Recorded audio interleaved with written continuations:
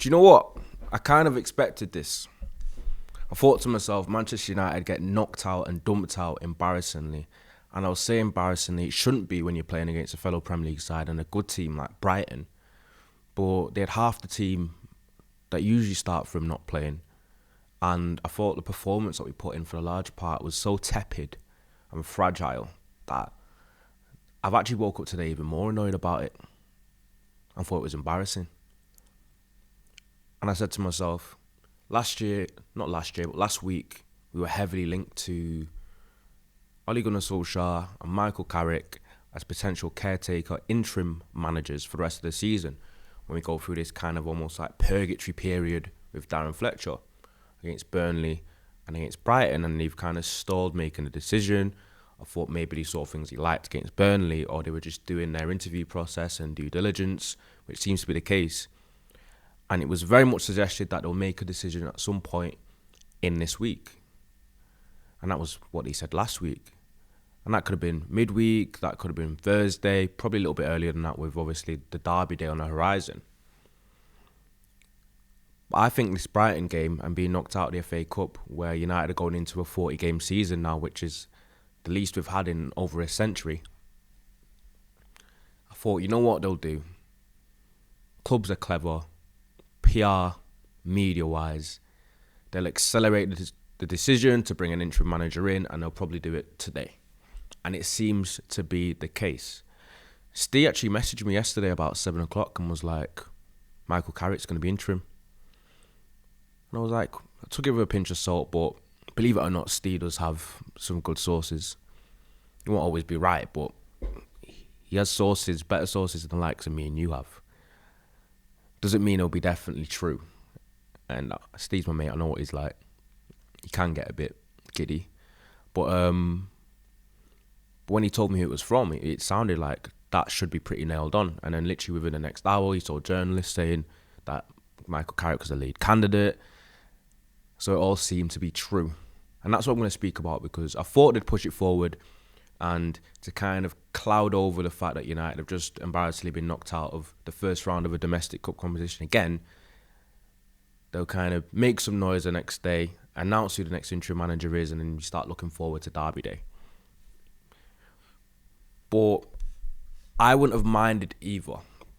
But the issue that I have is, I know people have kind of come to me and been point scoring and saying a gotcha with how critical I was for a large part of Amorim's tenure. And as I did say yesterday, I think time could end up being kind to Amorim, and I might actually have to look back on it and think, was I a little bit too harsh? But one thing that I was steadfast in doing was, people haven't realised, I did like 2 videos and I've been saying it at whim, even behind closed doors, earlier in the season, months ago, that it's not just Amorim that I was upset with. I just kind of thought Jason Wilcox, Barada and INEOS hadn't instilled any confidence in me with their side of things in general. And that has worsened. You can look at my channel. You can look at what I've been saying. I've been coming after INEOS for about 3 or 4 months now, and that was before Amorim was sacked. Because I think even if you think Amorim didn't do a good enough job, which he quantifiably didn't, the win and loss record shows that. There was a trajectory that was slightly upward, but it was heavily aided by the lack of quality throughout the league as well, where we'd be dropping points constantly but not moving in the table. We were 3 points off 4th place, but we're equally 3 points up 14th at the time. I still said, with recruitment and with kind of the lack of synergy between the boardroom and Wilcox and Amorim, and him being brought in mid-season, where the squad was misaligned with his system and formation anyway, it was always going to be a little bit of an uphill battle. So my approach was, or my thought process was, Amorim wasn't good enough, but INEOS also seemed incompetent, and they almost exacerbated Amorim's weaknesses and issues. So I thought it was Amorim's failings made much worse by INEOS and their own failings too.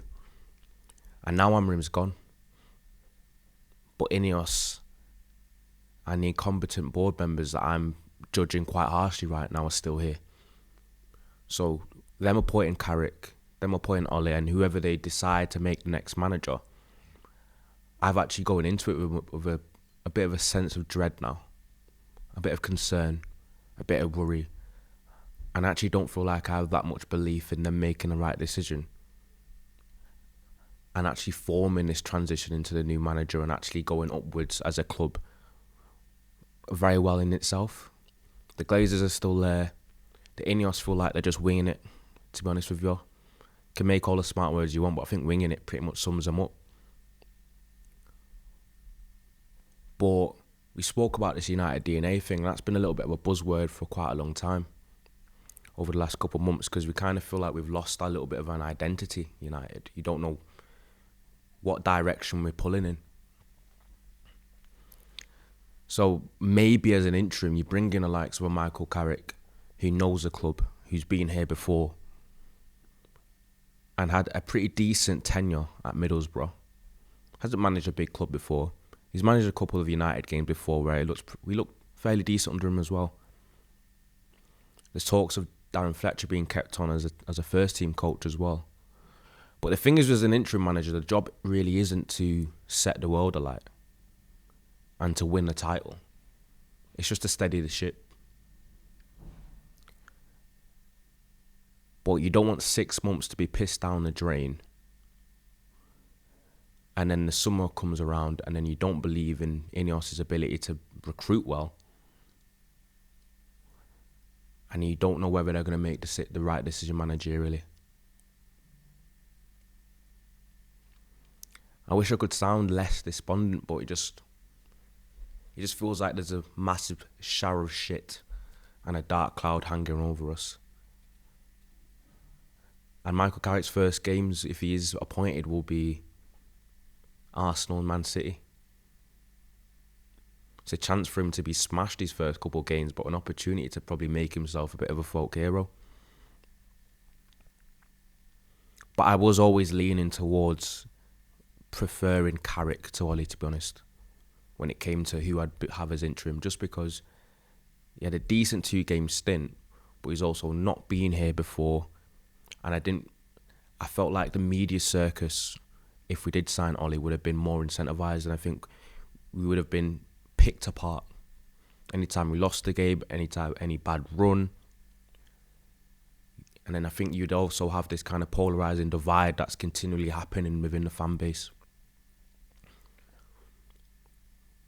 And sometimes some people think going backwards is a way to go forward sometimes, but I don't think that would have been the case with Ole. I think he might have brought back a feel-good factor. He gave us some good moments. We played an attacking, counter-attacking brand of football. But he hasn't really had much success since then. And I wouldn't have been totally against it, but it was also one of those things of, I was more for United need a little bit more of a focused environment. And I think if you get Ole back into the fold, there'll be piranhas within our own fan base, elsewhere, heightened criticism, heightened scrutiny. The media would have been on top of us. And any time that we had a bad result, it would have been just, they've brought back a failed manager from the past in, and look what's happened. They don't know what they're doing. And I think the INEOS would have seen it that way as well. So it's probably better to go in a different new direction. And who knows, Michael Carrick might have just impressed him. He does have a nice, calm, poised vibe about him, and United might need that. And some of the best managers that we've had in the last 20 years worldwide have been defensive midfielders. So hopefully that's a good omen. But I want to start talking less about managers and more about successes on the pitch. And United's starting to function like a better football club, because INEOS were meant to change that. And right now I feel like they've done none better. But I'll be looking at Carrick, I'll be looking at the team that definitely needs improving. I'm going to be behind them. Because believe it or not, United still are in amongst it for Europe. And we've only got Premier League games left.